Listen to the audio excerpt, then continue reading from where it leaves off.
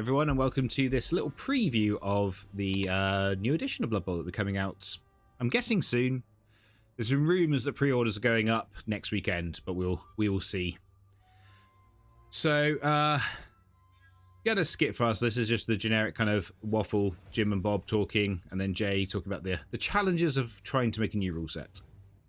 And we're talking about, as they talked about the last one, it's still the game that you know and love. We'll see. It sounds mostly like it is, but we'll see. So, first thing to go through here is they cleaned up the wording, and I personally think this whole section's pretty good because, like, when you can and can't use skills is quite badly worded, I'd say, in this edition. I think we can all agree with that. Like, stuff like you can't use dodge on a blitz because it's not your turn, and but you can use pro on a blitz, but you can't use pro when you're catching a ball. Stuff like that. Hopefully that's worded better. We need to obviously see the rule book for this, but hopefully this means in the new edition we won't have those issues. Hopefully that's a good thing. We'll see. GW does have a history of not having the clearest rulebooks since basically the first ever edition of Warhammer. Then we got this one. I think that this one just makes sense to me. They've now got rid of the effects of Bonehead, Stupidity, and Hypnotic Gaze to just be You're Distracted, which is just a catch-all term. They basically all do the same thing anyway, so in my opinion, that makes sense. What's the horrific thing I missed above Christopher B? I don't think they claim that, Christopher B, but we'll carry on going. Secure Ball, which they talked about in the last article. Which is now basically, it's a move action. You go pick up the ball on a 2+, end your activation. I think in the previous article it said it ended was like a turnover, which obviously was clearly wrong. So that's now been cleared up. The player can't declare this action if there's a standing player who's not distracted within 2 squares of the ball. In addition, players with the big guy trait or the unsteady trait can't declare this action. So I'm going to be very interested to see what has unsteady. Because the fear is stuff like Saurus will pick up the ball. Hopefully this means Saurus won't be able to pick up the ball. We'll see what gains unsteady. Personally, I don't mind this. There's most of the teams that have this kind of ability, who want to use this ability, they have sure hands anyway. So take like Tomb Kings. Tomb Kings pick up the ball 75% of the time. If you can put a reroll into this, obviously it'll up to 90 odd. Without a reroll, it's what, 82% of the time? I think mummies would be unsteady. Unsteady replaces drunkard. Do we know that for sure? Johannem?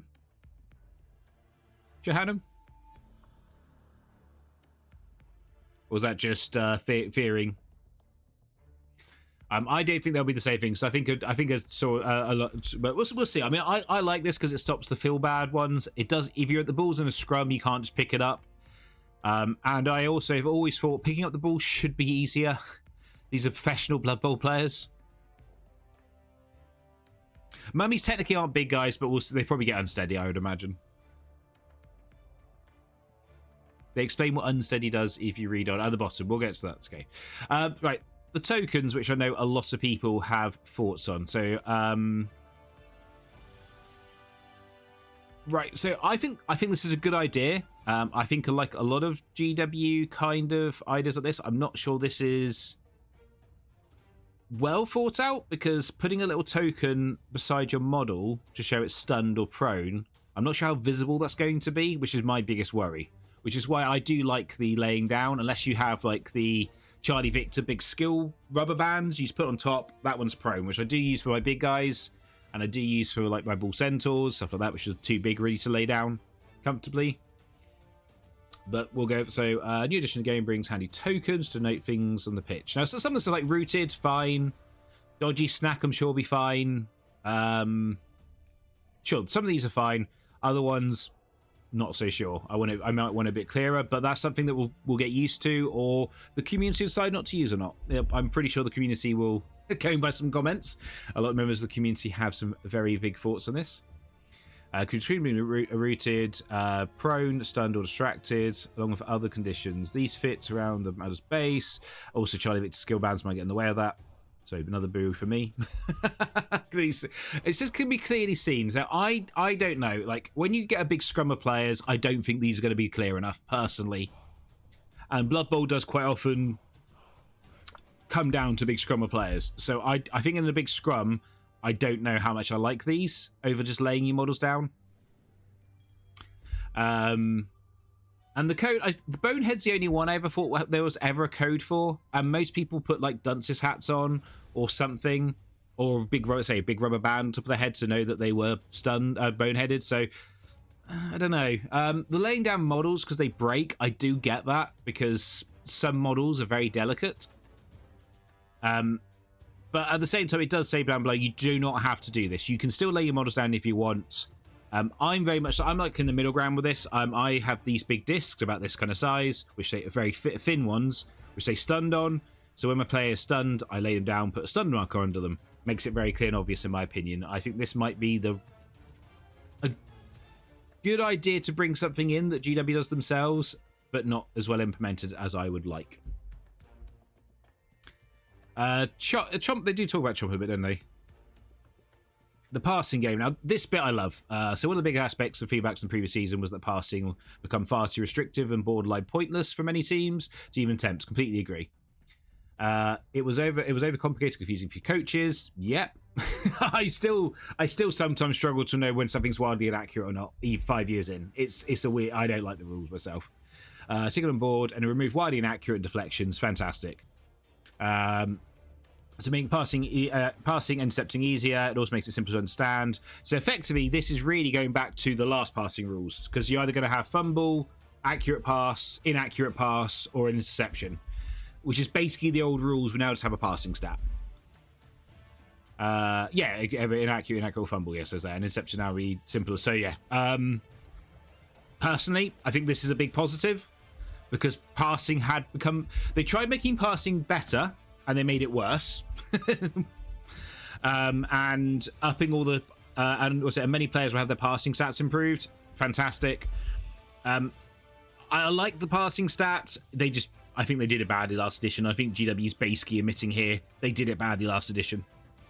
So to me, this is a big positive. Hopefully it means elf teams can start passing the ball a bit more again. I still think a thrower should be better at passing the ball than a lineman, but we'll see. And they do say throwers will be slightly better, so fingers crossed. New skills and traits. Now this is the bit I found really interesting, and I really like the sounds of where we're going here. The new includes a number of new skills and traits, providing new abilities for your players, like steady footing, which we know is the Bretonian rule, where on a 6 they're not knocked over. Punt allows a player to kick the ball forward without causing a turnover.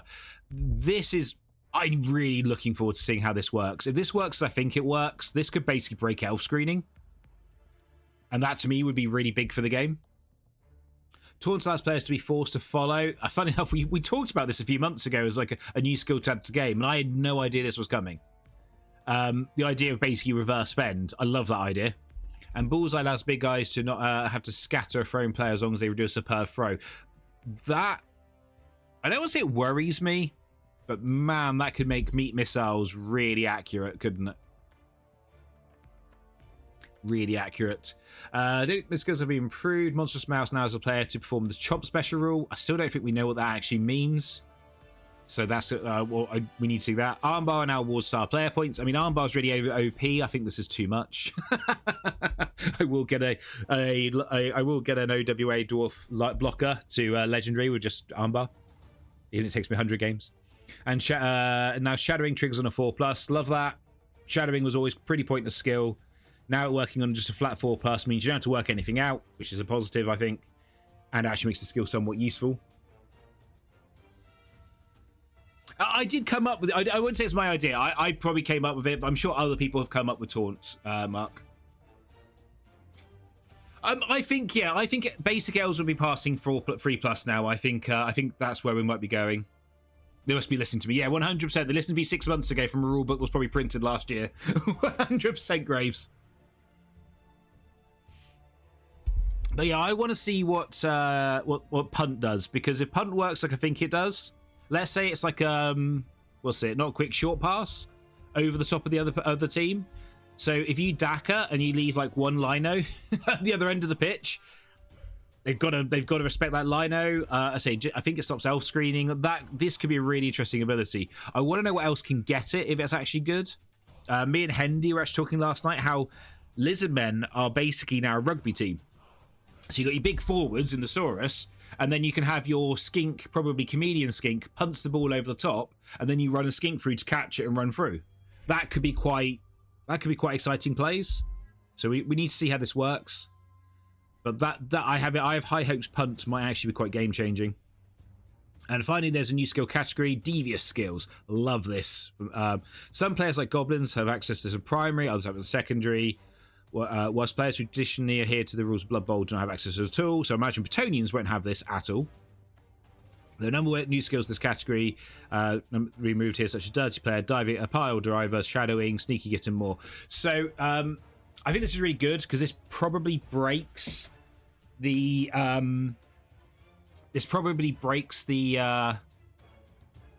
fouling meta, and I think that's good. Only certain teams will will foul, and that I think is a good thing for the game in general. Punting makes Blood Bowl more like action record. Sort of. So in rugby, it's a very common tactic to do what's called a kick chase, where you punt the ball over the defensive line, and then your fast players run after it to either pin the other team deep or to try and get the ball and keep on running. So I think that's what that sounds like to me. So hopefully it's that's what we get. Now here's the big one. This is the one that's caused so many toys to be thrown out of prams. Perhaps the biggest change to this edition is all rosters have been looked at, tweaked, changed to provide a new and exciting challenge for coaches. Firstly, that statement I think is fantastic. As someone who's played Blood Bowl for over 20 years, a lot of the rosters are basically the same as when I started playing the game 20 odd years ago. So seeing some changes I think is good.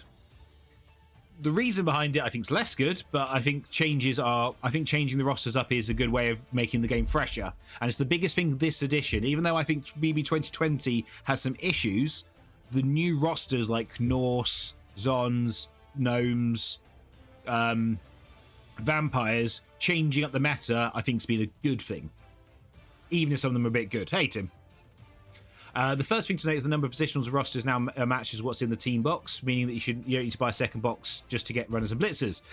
You still need to buy a second box to get the linos, though, for most coaches. Obviously not with Vampires, Tomb Kings, Undead, or Necro. They're all 14-player boxes. Gnomes as well are 14-player boxes. But like Zons, you're going to want 2 more linos. Bretonnians, I'm already getting 2 starter sets because I want more linos for my Bretonnians. So that statement isn't quite right.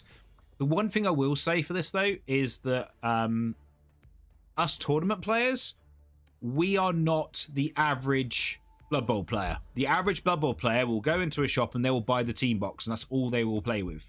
And they will play in their home local league with their bunch of mates, and that is fine. This is more aimed at them than us. Because we were already buying 2 boxes anyway, so it's a change which is weird from that point of view, as in it doesn't stop you buying the second box for some teams. Probably go and buy some linos now. Because I imagine the lino market on eBay is about to get very expensive. I'm trying to withhold my thoughts on the new rules, and so yeah, and I think that's one thing we need to say here. We need to hold off exactly until we get the actual full rulebook, because we don't know what all the changes are. The couple exceptions, there's positionals which are entirely separate from the contents of the box. So like Goblin Secret Weapons, Dark Assassins, Bull Centaurs, and most big guys remain untouched, requiring you not to buy second box redundancy. Additionally, Ogres will still say 0-6 Ogres. This was my biggest worry when this rumor started, that 0-4 Ogres would suck. So now they'll still be 0-6. Otherwise, yes, it wouldn't function. Plus, you can buy Ogre separately. Yeah, I mean, we're already buying third party, so this isn't going to change. A lot of people still buy third party. GW obviously still makes a lot of money on their models. That's cool. There's third party options. You could probably buy some third party linemen if you really wanted to still have the GW box set. Well, this means that a number of rosters will lose a number of their better players. There are going to be some rebalancing. So,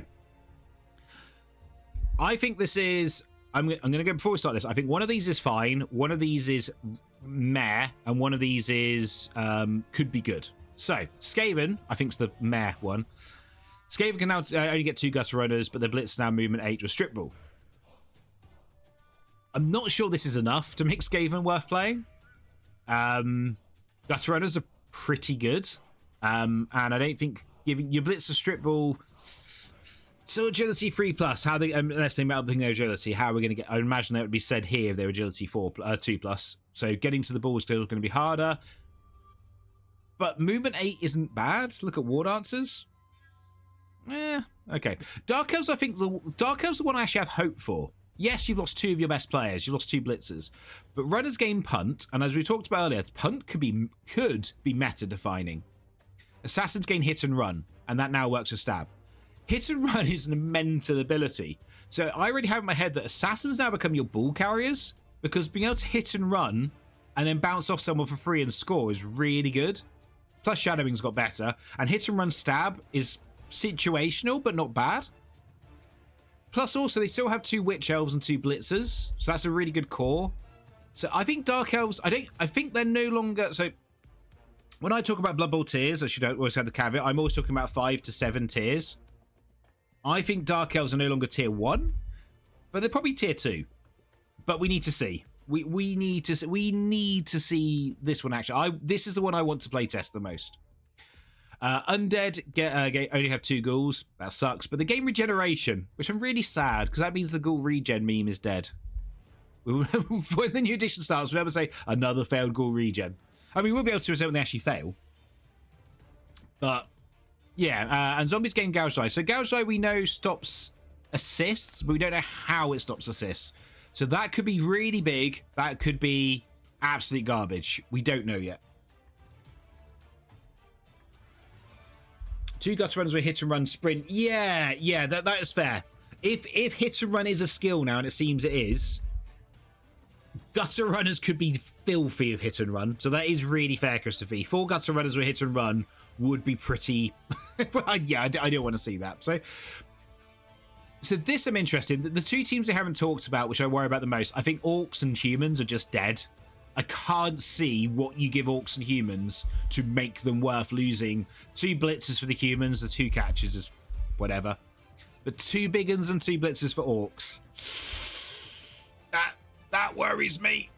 That really worries me that orcs are just going to be awful now. But again, we need to see the finalised rosters. Maybe every team got a bit weaker, or the good teams got weaker. Like maybe Lizardmen got weaker because they probably aren't changing. Maybe Norse got weaker, Zons got weaker. So maybe these are fine. But until we have the full rules, we don't know. But this is interesting, and it is a rumour that's been going around for a while. This was happening. It's happened in a lot of other GW games. Kill Team's done this. 40k's done this. Age of Sigmar's done this. They just want you to be able to buy the box and have what you need. Well, big guys and stuff. Still makes no sense because you need linos. But anyway. That means the only roster changes. Yeah, every team's been redone slightly. So that's the big one. We need to... Yeah, I mean, this is interesting, and it's got a lot of people annoyed. They maybe should have talked about some team, like another team that hasn't had roster changes and what they've done to those rosters. That might have been a good idea. Well, OWA might gain a blocker because it says the positional's now based what's in the box. So if we go to Old World Alliance,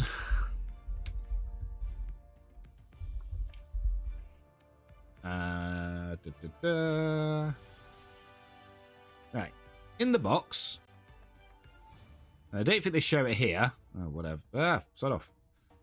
But if you go to the sprue, it's the dwarf sprue, which means wrong one.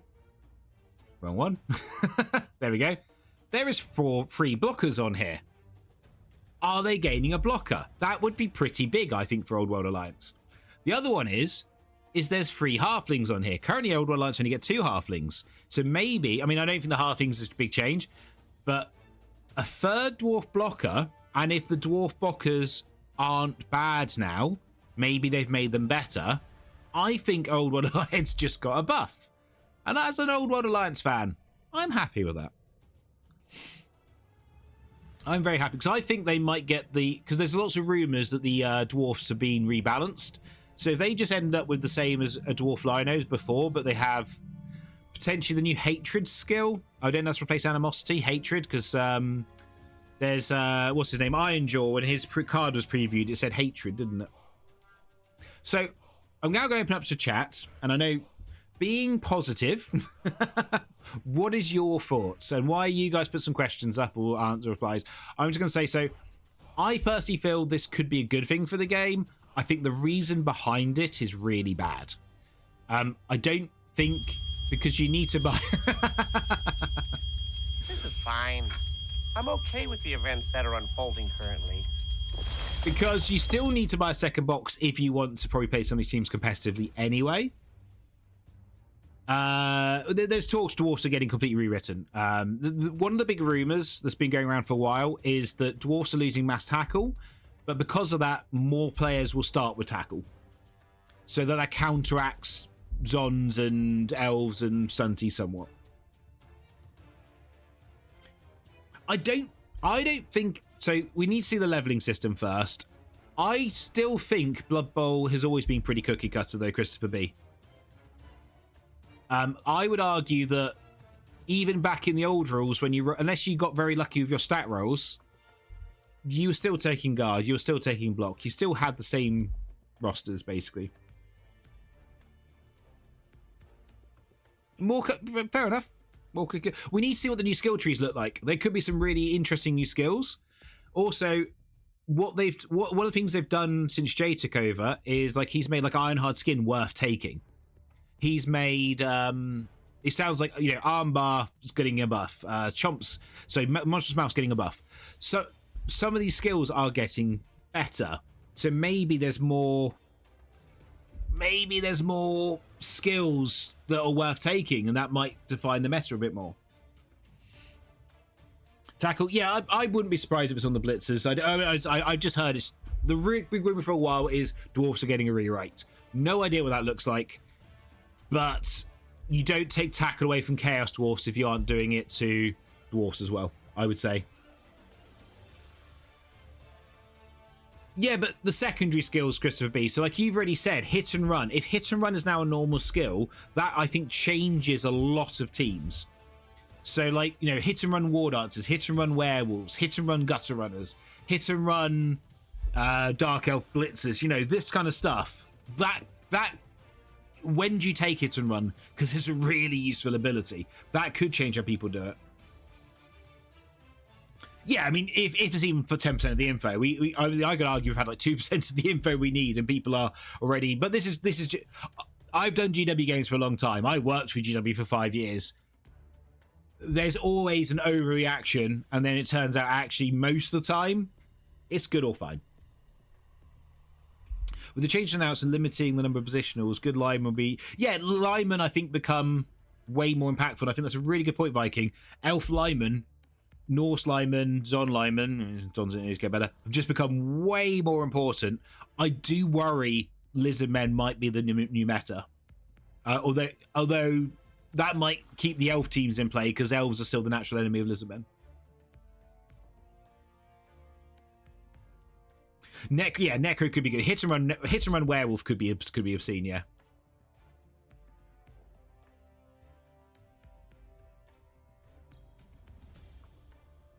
I mean, yeah. Oh, can you link to? Yeah, of course you can, buddy. Of course you can. Oh, I don't know why I'm copy. I don't know why I'm searching it. It's right here. Thank you. Oh, C2MC. I wasn't sure we were playing now or we're playing in in an hour. Sorry, that's why I started doing this. I figured it was 10 UTC, which is in an hour. Well, 40 minutes now. Yeah, the big teams I'm more worried about is 100% is Khorne and Nurgle, because losing to Gors, more for Khorne. Yeah, 40 minutes, awesome. More for Khorne because I would argue Khorne Gore are the best players on the team by a mile. By an absolute mile, I think Khorne Gore are the best players on the team. We need to see what Khorne do. I mean, Khorne's not a good team anyway. let's Nurgle, we need to see what they do. There is a rumor that's been going around for a while that bloaters gain stand firm. If that's true, I think they'll be fine, because stand firm foul appearance sounds horrendous to deal with.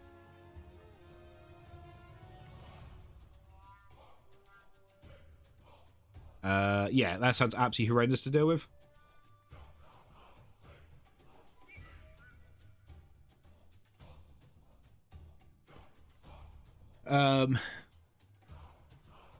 It does mean they defend better, but you try getting through that wall. That wall sounds really good to me, Christopher B. But it's again, rumor, pinch of salt.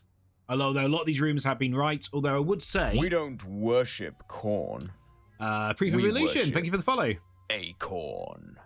Proof of Evolution just followed. I will say I heard Dark Elf Assassins were getting hit and run, but I heard runners were getting dodge. Nuts for the nuts throne! Proof of Evolution just subscribed with Prime. Proof of Evolution, thank you for the Prime sub, buddy. Extremely kind of you. So kind, thank you. Welcome to the Nutters.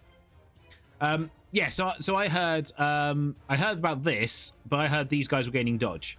So again, a lot of the rumors I've heard have been true. Some of them aren't quite so true. But yeah, I assume you're a Blood Bowl fan, Proof of Evolution. If so, what's your favorite team and why? Can you take multiple? That's a very interesting rule question. We're going to see if that comes up. Obviously, we need the rule book for that. Undead, this sucks. Two ghouls. I think that kind of makes Undead are now fast inferior to Necro without seeing the Necro changes, of course. Unless Gouged Eye is really good. And I don't know if this one. I don't know if normal if. I don't know how I feel about this, because this makes me think that undead ghouls and not necro ghouls gaining regeneration. But I don't like the idea that ghouls on one team have regen and ghouls on another team don't. That seems weird to me. But if you give necro ghouls regeneration as well, and their zombies getting eye gouged, I'm not sure undead are worth taking. Unless there's other changes they haven't talked about. I mean, 100% zombies are now the best alive now. If Gouged Eye is even a somewhat passable ability, zombies now are far superior to skeletons. It's probably I always like 2 skeletons, but now if Gouged Eye is actually good, yeah. But there we go. So I would say I'm very much so in the camp of the sky's not falling. Let's see what the game looks like. We still need more information. Hopefully we can get some more articles this week, next week, and maybe we can do a quick video on them as well. I'm optimistic, but I try not to be negative anyway, because there's enough crap in my life. I don't need to be negative about a game of toy soldiers. I try not to be. I try. I really try. Fail. I do fail sometimes. So, yeah, burn it down, yeah. Although the one funny thing I would say... Oh, I look at the emblems, these are the bottom a second. One funny thing I should say is this one here. If both players agree, they can still lay down models instead. The outrage I've heard over this is way more strips out the outrage I've heard over... I've heard over the roster changes. I've had grown men saying if they are forced to lay down their models in a game, they will concede. And I said, okay, please tell me your NAF name, and if we ever meet him in a tournament, I will get my free win. Thank you. I still think the community is most going to lay down their models. I don't think this is going to die. Personally. Oh, so unsteady is Saurus and zombies are unsteady, so Saurus can't pick up the ball. That's good. So it's just skinks that can secure ball. They're already picking up on a 3+. We'll see. But anyway, there we go. Let me know if you like this YouTube. I will happily do one of these for every article we get until the release. I'm planning on doing some, like, once the new rules are out, we played for a bit. I'm planning on trying to do some articles about the new team, every team, or some posts. Sorry, but we'll see how it goes. If I've got time. Hopefully I'll have time. But anyway, hope you enjoyed it, YouTube. Until then, yeah. Have a good time. Catch you later.